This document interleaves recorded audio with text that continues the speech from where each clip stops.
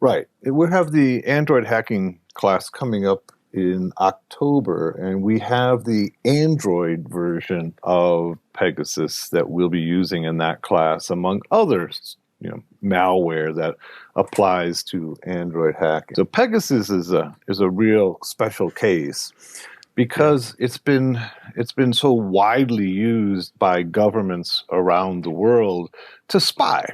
And so when we talk about Pegasus, we have to think about it in more than simply cybersecurity terms because it's being abused by governments around the world. It's been developed by the NSO group out of Israel. It's been sold to tens of governments, many of which who have terrible human rights records.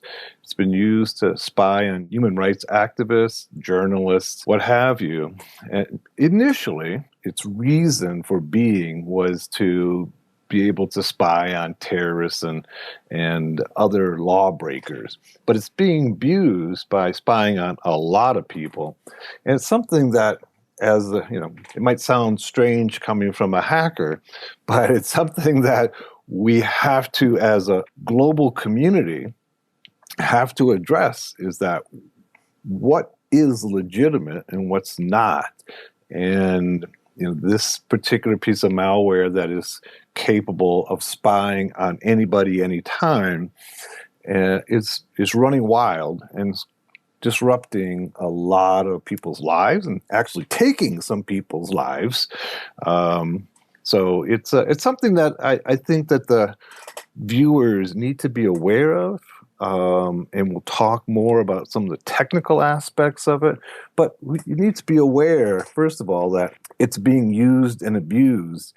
And so those of you who may not be in the good graces of your government, it's something that you really need to be aware of, that at any point in time, they can go ahead and infect your phone and you don't know about it, and they can pull all of your messages, all of your emails, they can turn your camera on, they can turn your mic on, and you have no idea that this is taking place. So